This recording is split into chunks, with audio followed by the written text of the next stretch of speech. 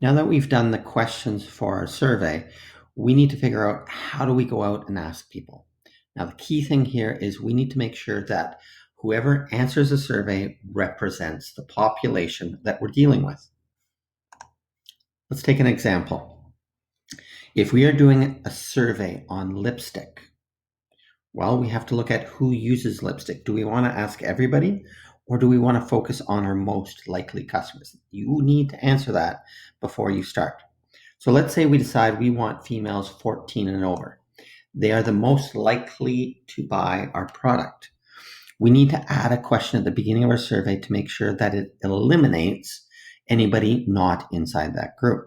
Again, it's flexible. Maybe we want to take only non-male students at Household and Secretary. Define your population, and then you can ask a question to make sure you eliminate those outside the group. Another example is doing a survey on soccer camps. So in this example, maybe we want to focus on parents, any parent with kids between 4 and 16. Or we could choose to define it as parents with kids 4 to 12, but anybody 12 to 16, they have to be soccer players. The idea is anybody can join a soccer camp when you're a young kid, 4 to 12, whether you play soccer or not. 12 to 16, generally only if you're playing soccer on a team will you actually join a camp. Again, it's up to you who you decide to let in your survey and who you ask.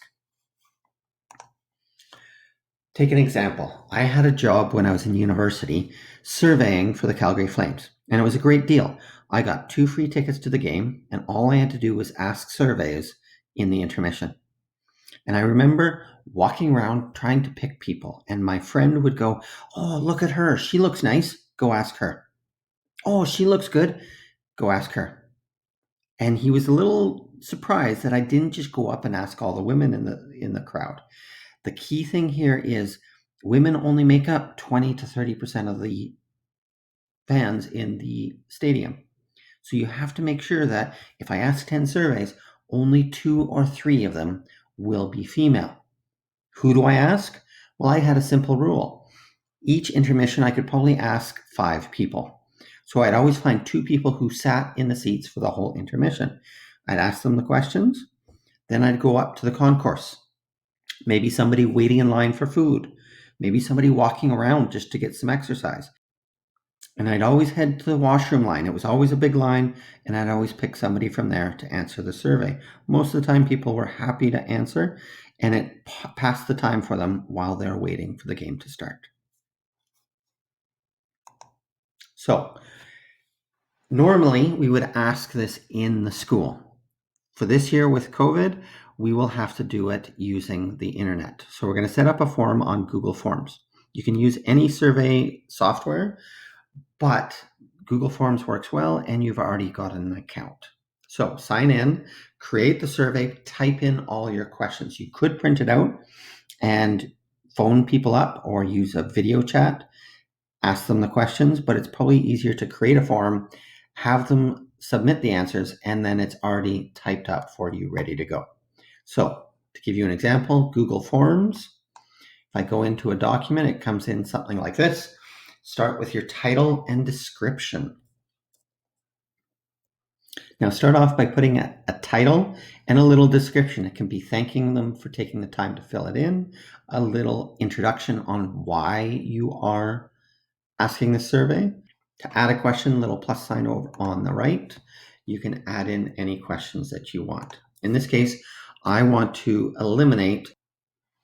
So in my survey, I want to eliminate anyone under 13 or 13 and under.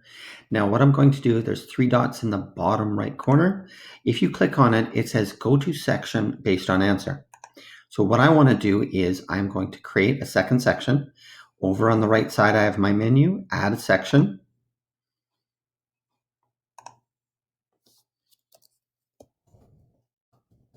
I'm just going to put a title for now, finished. I'm going to add something a little bit later. So anybody 13 or under, go to finish section.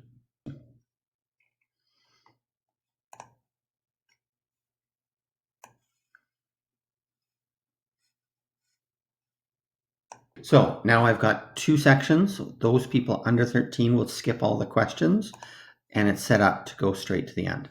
Anybody 14 or over, I want them to answer the survey. They will continue with the next question. So here, I've already set up this question. It's a multiple choice question. What is important to you when you buy hand lotion? Multiple choice questions. Multiple choice questions only allow one possible answer. If you want to switch it so that they can choose more than one, switch checkboxes. In this case, people can take 2, 3. There's no limit, but it allows them to choose more than one. If you want to put a limit, put it in the instructions so that they know how many they can choose.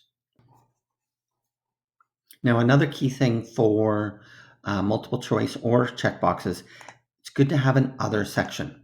So if I delete this, I can show you how it's added. Down here, if I want to add an option, just click on Add Option.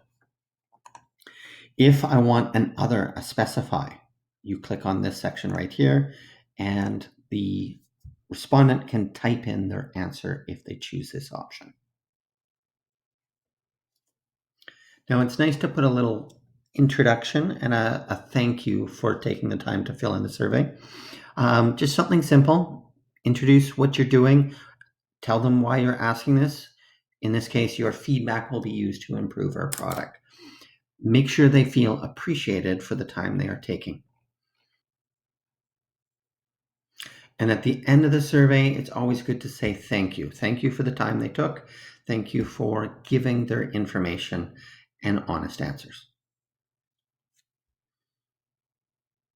If you get stuck, if you have any problems with the form, just send me an email and I can help you out, and I can meet you on the video chat if you need help.